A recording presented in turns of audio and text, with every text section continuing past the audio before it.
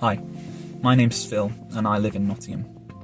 And last month I lost my keys. Now I'm sure that your initial reaction to that statement isn't one of sympathy, but I'm not usually a forgetful person, so losing my keys really played on my mind. I began to worry about not being able to lock up my house, or drive my car, or even open the shed to be able to take my bike out for a ride. I looked high and low, near and far, retracing all of my footsteps, getting more and more anxious as time went on. I wanted to give up and accept the fact that I wasn't going to find them again. Now I'm sure you've worked out by now that there's a happy ending. I eventually found them, tucked away in the depth of my bag. There they were. Felt so much relief and celebrated not having to buy new copies of my key. I wonder, have you ever experienced the same thing? Losing something of great importance to you and spending a long time trying to find it.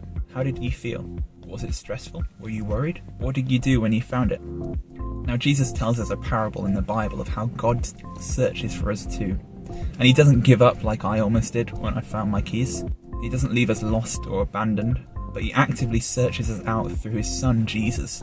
Now that's amazing and far more worth celebrating than me finding my keys, knowing that there's a party going on in heaven when people discover this truth. So whether you're at school today, whether you're at home, with your family or with your youth group, why don't you think about celebration today? What does celebration mean to you? How can you celebrate?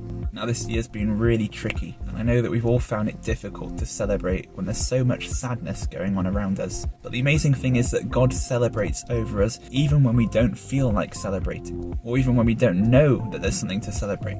In the book of Zephaniah in the Bible, it says, "The Lord your God is with you, the mighty warrior who saves. He will take great delight in you. In his love he will no longer rebuke you, but will rejoice over you with singing." This is amazing. God rejoices over us. He celebrates when we look to him, when we focus on him, when we give him our struggles, our anxieties.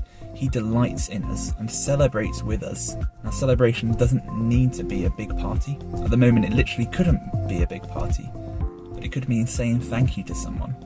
It could mean going on a walk and praising God for all of nature. It could mean lighting some candles and talking about your favourite moments over the last year with your family. So today, why don't you think about celebration?